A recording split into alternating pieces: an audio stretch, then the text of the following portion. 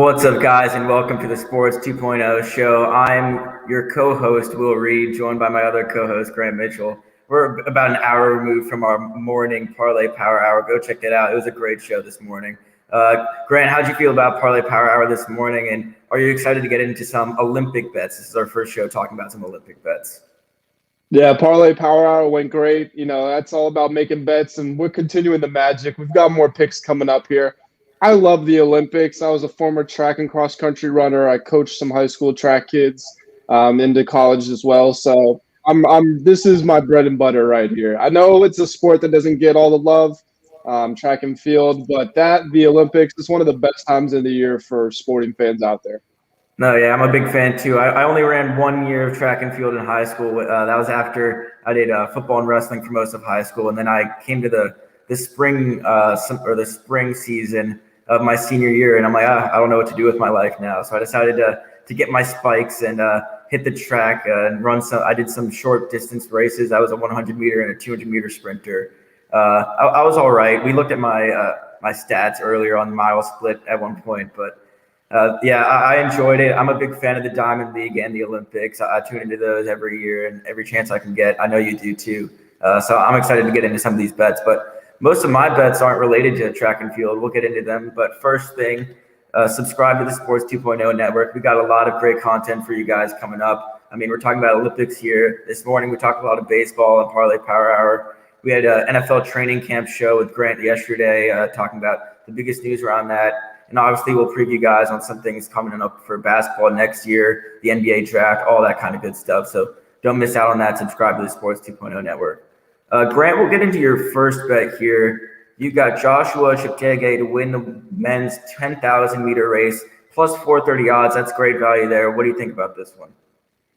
Yeah, this is probably my favorite pick of the ones that I made in terms of value. Plus 430 for the world record holder. Okay, let's repeat that. Plus 430 for the world record holder. You've got people like Michael Norman who have never been to an Olympics and are minus 170 to win the men's 400. And you've got a guy who's won the world championships. He's gotten medals at big events before. He's set world records. And this guy has just been on fire lately. He's been so dominant in the 10,000 that he stopped racing it to strengthen his other areas around it. But I mean, what is there to strengthen when you're already the best of all time? He's raced 4 times this year. He's won 2 of those. The ones he didn't win, one was a 5,000, which was blazing fast. He ran 12:54 and still finished 6th, which is incredible. And then he ran a 1,500 where he ran a 3:37, which is just off his PB. Or excuse me, I think it was his PB actually. And, he finished 3rd in that one. But again, outside his wheelhouse, he's been very active in road racing over his career as well. So we know that this is a guy who can show up and perform. When Mo Farah was going through his dominant stretch, it looked like this is the guy who's going to come up and replace him in the 10,000. Farah's not going to be there anymore. I know Cheptegel, he's only the 5th something favorite in this field, and I would just guess that's by virtue of him not competing in the 10,000 yet this year. But anytime he steps onto the track, you've got to think he's going to win. So easy pick for me, especially at plus 430. Yeah, that value really confused me there too. I mean, you mentioned it, world record holder for Cheptegel. I mean, it's hard to bet against a world record holder. We saw it last night. Katie Ledecky took home the first ever gold medal in the 15,000 or the 1,500 meter race for women's swimming. That was the first time they had it in the Olympics. She had some struggles in her short races, just like Cheptegel's had in 5,000 meters. But even he's still been competing hard. You see the same thing for Ledecky. She won her long distance. She's a more long distance swimmer. I think that translates well here to the track as well for Cheptegel. So I like this one out of you, especially the great value at plus 430. It does not get much better than that. My first bet that I'm going to go into is Hideki Matsuyama to place top 5 in golf for the Olympics at plus 210. I think this is another great value bet that you can get here. I mean, he's the top Japanese golfer in the field. They're playing in Japan on those Japanese courses, where I'm going to assume that Matsuyama does a lot of his practicing. Obviously, he's a big guy in the PGA Championship, the PGA Tour. He won the Masters this year, early in April. He's been doing pretty well for himself in the PGA Tour. I think that can continue here in the Olympics. He's the most known Japanese golfer. He's going to get some good competition from a lot of the Americans, guys like Justin Thomas. Xander Schauffele and Colin Morikawa. But I mean, when you get a guy like Matsuyama who's going to be more familiar with these courses, I don't see a reason why he can't place top 5. If you want to be a little safer, you can go for him top 10, which would be at plus 125. But I mean, with the other guys that I named, I don't think he'll be too far behind those guys. So plus 210 for top 5 from Hideki Matsuyama. I know you might not follow golf too much, but do you have any insight into this bet? Yeah, I think this one is really smart, especially in a sport like this where it is individual. And, like you mentioned, Matsuyama's from Japan. That's obviously where the Olympics is in Tokyo. There's not only a comfort factor, but like you said, you've spent time on these courses, I would assume at least. You're familiar with the different layouts. You have the advantage in that area. Matsuyama's ranked 20th in the world, but obviously not everybody ranked ahead of him is competing here. So he's got, I would say, a very good chance to be inside the top 10. I might lean more towards that than top 5, especially if top 10 is still positive odds. But if you're not putting down, all your money, but you still have a good chunk left over to spend, this is absolutely a great bet. Yeah, I like this one a lot. I mean, he won the Masters this year in a pretty stunning fashion. He knows how to play big-time championships. His last 3 big-time championships, he placed top 20 in the PGA Championship. He did pretty well at the Open for himself, top 25.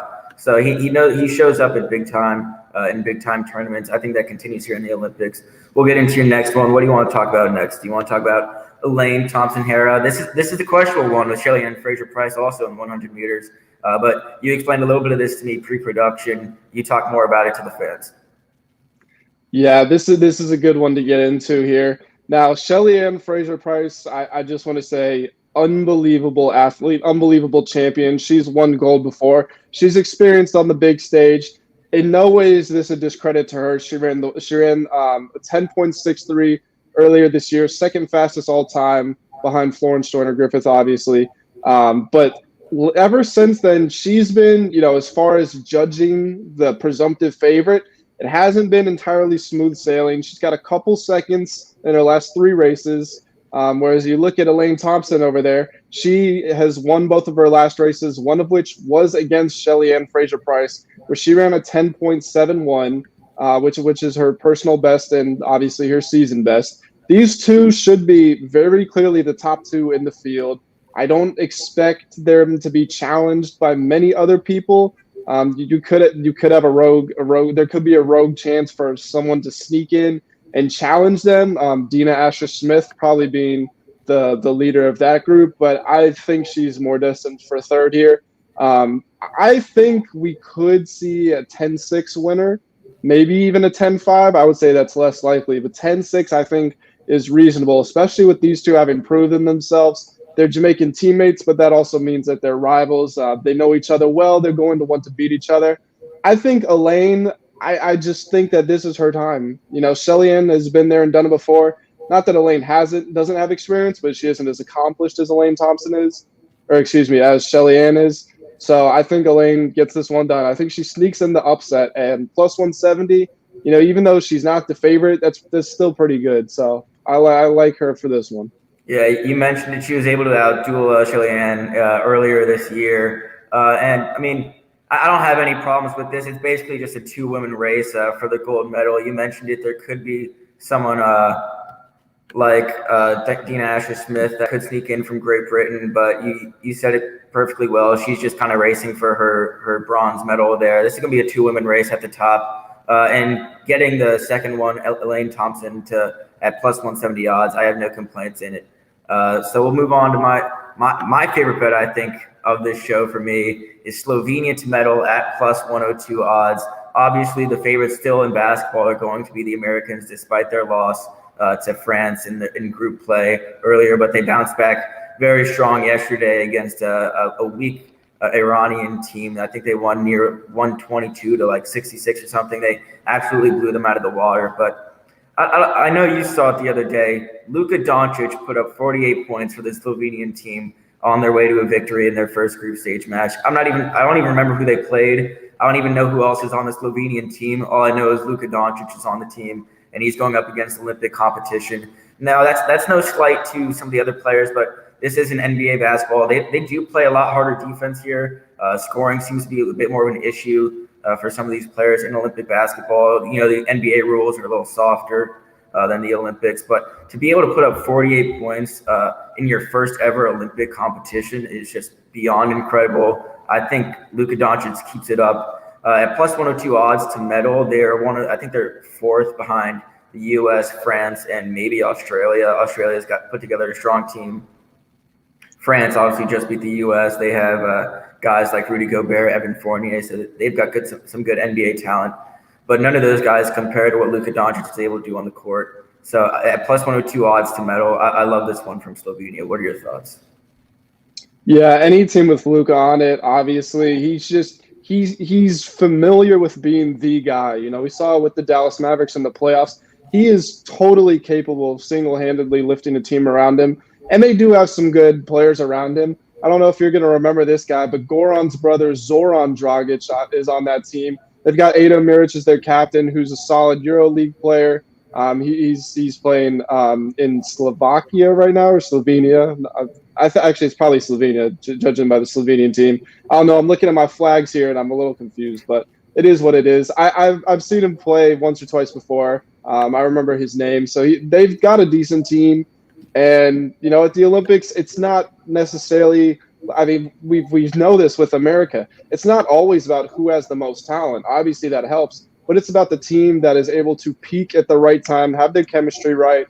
And the fact that Luka is your guy, and he's been a professional since he was 3 years old or whatever it was, I think they have a good chance to get a medal.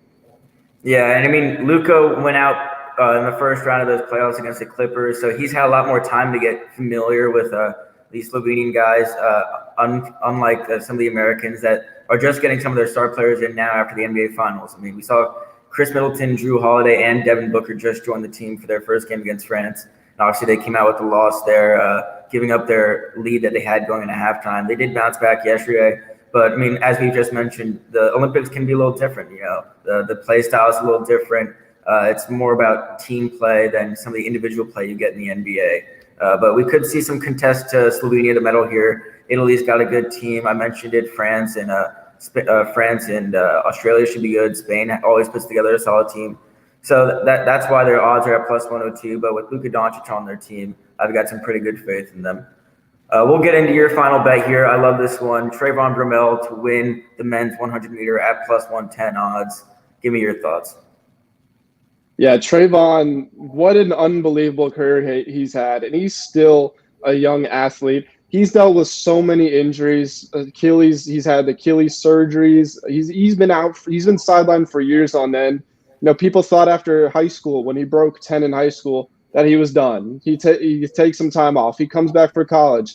He gets hurt. People say he's done. He comes back. He's on the USA 4x1 team that wins gold in Rio. I think he took silver or bronze in the Open. I can't remember who beat, if it was him or Justin Gatlin that edged each other out. Obviously, Usain Bolt won. But then he misses another couple of years. And it's so unfortunate that he's had to go through this, because we're truly been robbed of what is one of the best 100-meter runners that the world has ever seen. But he's back in full force now. He ran 9.77 this season, which at the trials, which was just incredible. He's the American champion. He's on a very hot win streak with one fifth-place finish, but we're going to discount that. Nobody cares about that. He's won, I think, over 10 times already this season. And above all that, he is just the clear favorite in this field. There is no Usain Bolt replacement at this point. And it's interesting, because if you look at the recent Olympic hundreds, you've had those guys that you know they're there to get it done. Obviously, it was Bolt for a while. Before that, you had Asafa Powell, Justin Gatlin in that mix. But now there's no veteran guy that you have been able to pinpoint as, oh, he's the up-and-comer. He's going to dominate in a few years. Trayvon Bromell was supposed to be that guy, but the injuries held him back. But I think he finally puts that behind him, gets his gold medal in the Open 100 this year. And I would be super happy, not just because he's American, but as a story to show what you can do if you persevere. So I like Trayvon Bromell here. Not the greatest odds, but Who cares? Still positive odds. Yeah, this race and along with the 200 meters should be some of the most interesting races on the track and field circuit, just because we don't see Usain Bolt in these races. Obviously he did the triple double or whatever you want to call it, the triple double or the double triple, where he won the 100 and 200 meters in 3 straight Olympic Games back in 2008, 2012, and then finishing off in Rio in 2016. It was Gatlin who finished second there for the silver in 2016.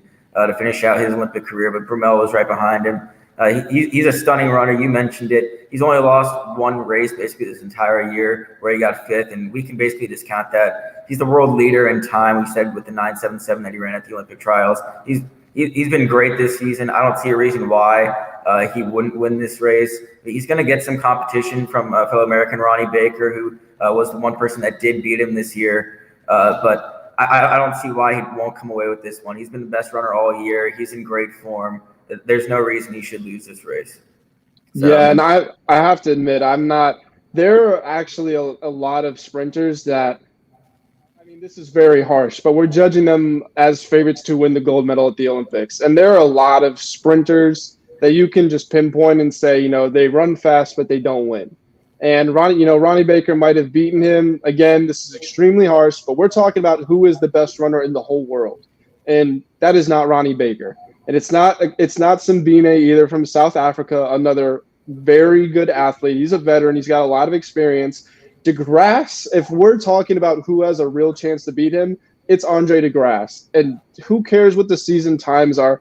Andre DeGrasse is the one that was out there when he was fresh out of USC. He's a Canadian international, but he went to school in Southern California. When he was coming out, he was the one staring at Usain Bolt during the 200-meter semifinal, pointing at him and laughing at him. He was the one saying, "I'm coming for you." And he's had his fair share of injury concerns too, but he's coming back strong. I like him a little better in the 200 right now than I do in the 100.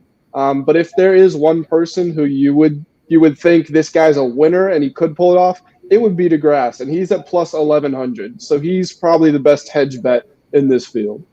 Yeah, I like that too. You mentioned it in the 2016 Olympics. He was really giving Usain Bolt some hate there. He's much better in the 200 meters, you mentioned, but obviously the Americans also have Noah Lyles in that field. So we'll see what happens there. But 100 meter for Trayvon Bromell should be a pretty good bet. Plus 110 odds, not the greatest value, but he is the odds-on favorite. He should pull it through.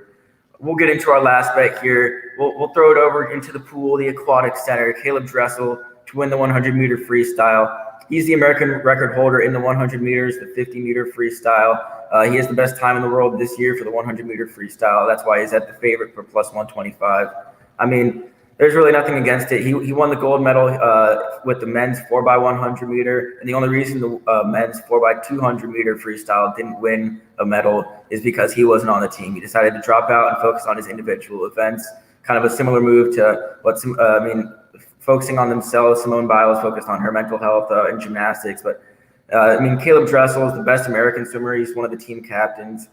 He's going to be the next Michael Phelps for the Americans, just like Michael Phelps was the next Mark Spitz in the pool. So I don't see a reason why Caeleb Dressel will not win this race. He'll get a little bit of competition from some other racers, mainly the Australian guys. There's a good racer out of the Russian Olympic Committee, but Caeleb Dressel should be the favorite. He has the best time in the world for the 100 meter, the 50 meter freestyle. He's a great short distance swimmer, and that's why I'm picking him as my favorite for the 100 meter freestyle. What do you think? See, this isn't a bad pick by any means, but I am a little concerned. Klement Kolesnikov, I'm sorry, I'm not Russian. I can't pronounce his name the best. But he's the world record holder. He's got a bajillion junior records. He beat Dressel in the qualifying. Dressel said, "Don't worry about it. There's a lot faster times to come in the final," which, maybe we're going to get a world record here. But I think it could very well actually take the world record from one of these two to win this race. I think that this is going to be one of the fastest races we've ever seen. I think it's going to be super tight.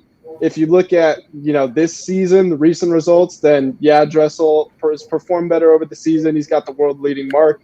But I think that Kolesnikov also has that little bit of confidence after beating him in the prelim. I mean, Will, you are an athlete yourself. When you you can block out the outside noise as much as you want, but it takes you when you're struggling for form and it takes little victories. So, I ran track, if I haven't PR'd in a long time, but I just beat this guy who's a lot faster than I am in a race, even though I didn't PR, it still tells me, okay, I'm working with something here. So the fact Kolesnikov can write off the world lead and say, I beat him in the qualifying, we're going to be totally fine in the final. I think it's going to be super, super tight. Plus 125, can't argue with that. It's still great value. So this is a good pick, but this race as a whole, I think, is one of the closer ones we're going to get. Yeah, Kolesnikov should give him a good run for his money. You mentioned it. Dressel was second in both of his heats behind Kolesnikov in total time. They didn't race the same race. Dressel won both of his, but his times were slower than Kolesnikov. But I like what you were saying there. I mean, he's going to be riding high. We both were track runners for a bit. I mentioned it. I was only for a year. But when you beat that one guy, even though it might not be your personal best, you kind of feel like you ran faster and you kind of feel like you're getting that momentum going. So that could happen. That could work out well. But Dressel obviously is racing well for himself too. Helped the Americans get to the 4x100 victory in the gold. Already has a gold medal to his name in these Olympics. He got a few last Olympics alongside of Michael Phelps for his last hurrah. So I think Dressel isn't too worried about it. You mentioned it. He mentioned to the media that he could see a faster time. We could see an Olympic record, probably maybe a world record even. It's going to take a lot out of both of these guys to win this race. But I'm going to go with Dressel here. I mean, we're American. I'm going to go with the American at home. He's the best racer on the American team. So I'm going to go with Dressel. That's going to close out our show for the Sports 2.0 Network for the best bets of Tokyo. I really enjoyed it. I love the Olympics. But don't forget to subscribe to the Sports 2.0 Network. Like I said earlier in the show, lots of great content. Grant, do you have any final thoughts on the Olympics? Final thoughts on the Olympics? Nothing. I'm just, it's unfortunate the circumstances that it's happening in. From what I've been reading, there haven't been any huge incidents yet. So hopefully that continues. And I'm just super excited. This is the chance for the world to see these people who are actually superhuman. Regardless of what sport you're watching, what country they're from, it doesn't matter. It doesn't get better than this as far as athletic competition. So just super excited it's back, and I'm really going to enjoy these next few weeks. Yeah, these last few days, we've had some great swimming going on. Unfortunately for us, a lot of those swimming finals are happening in American Eastern time at about 12 a.m. or 1 a.m. Eastern time. So we haven't been able to catch a lot of those. But we'll have some track events coming up that should be a little closer to the nighttime. They like to give those the primetime slots on NBC. So we'll be tuning into those. I know we both will. That'll be it for the Sports 2.0 show. I was Will Reed, joined by my co-host, Grant Mitchell, and we will see you guys next time.